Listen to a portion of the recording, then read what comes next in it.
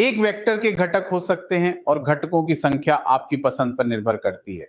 यह घटकों की संख्या 2 से लेकर किसी भी संख्या तक हो सकती है।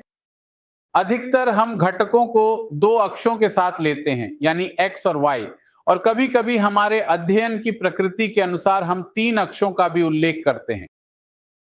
वेक्टर को घटकों के रूप में लिखना सामान्य प्रथा है और जिन घटकों पर हम विचार करते हैं वे निर्देशांक के अक्षों के साथ होते हैं। जैसे मान लीजिए यह x निर्देशांक और y निर्देशांक है। मान लीजिए यहां एक वेक्टर है जैसे ये वाला, तो हम एक घटक को x अक्ष के साथ और दूसरे को y अक्ष के साथ मानते हैं।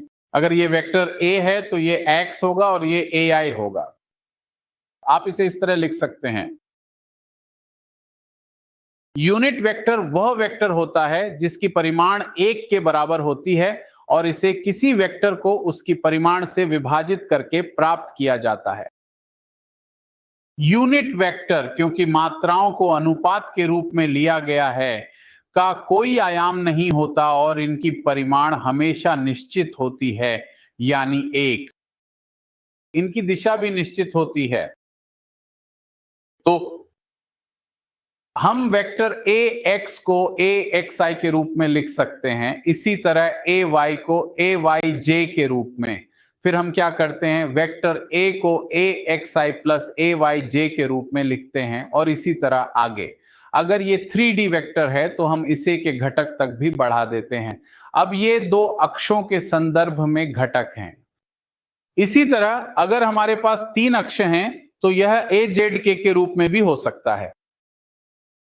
अब दी गए वेक्टर के मान के बारे में, आप दोनों या तीनों घटकों के वर्गों के योग का वर्गमूल लेते हैं। यह इस पर निर्भर करता है कि हमने किस प्रकार का वेक्टर चुना है।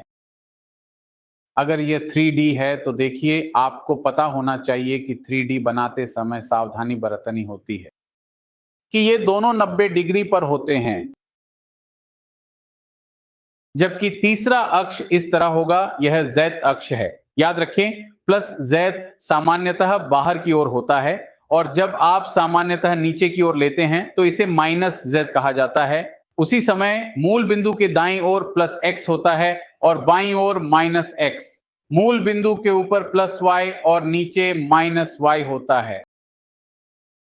दिया गया वेक्टर x, y और z अक्षों के साथ कुछ कोण जरूर बनाता है। z अक्ष को बनाते समय सावधानी बरतनी चाहिए क्योंकि तीसरा अक्ष दूसरे तल में होता है, इसीलिए इसे वैसे ही बनाना असंभव है क्योंकि यह तल खाली है। यहां बस एक खाली स्थान है, तो हम तीसरे अक्ष को कैसे दिखाते हैं? यही तरीका है जिससे z अक्ष बनती है। जब हम नोटबुक या बोर्ड पर बनाते हैं तो हम इसी विधि का पालन करते हैं, लेकिन हमें ध्यान में रखना चाहिए कि यह दूसरे तल में है। मान लीजिए कोई वेक्टर है जो तीनों अक्षों x, y और z के साथ क्रमशः अल्फा, बीटा और गामा कोण बनाता है, तो ऐसे में यह याद रखना चाहिए कि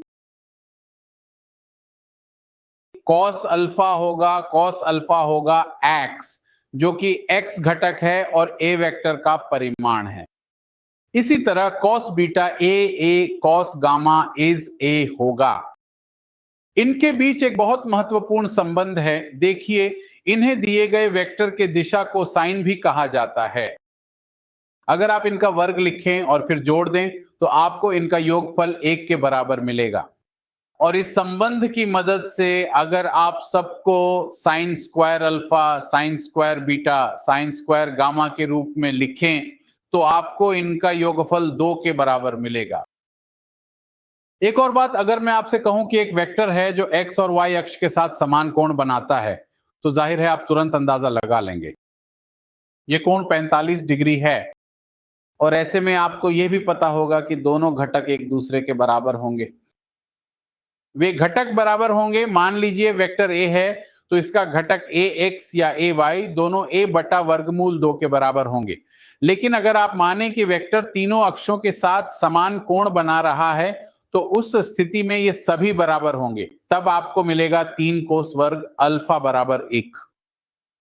cos वर्ग a ये 1/3 के बराबर है, यानी कोस a बराबर है 1/√3। और आपको पता है, आपको यह याद रखना चाहिए कि यह मान लगभग 54 डिग्री के कोण पर प्राप्त होता है। तो जब वेक्टर तीनों अक्षों के साथ समान कोण बनाता है तो यह कोण 54 डिग्री के बराबर होता है। और जब दिया गया वेक्टर केवल दो अक्षों के साथ समान कोण बनाता है तब यह कोण 45 डिग्री के बराबर होता है। आपको यह याद रखना चाहिए।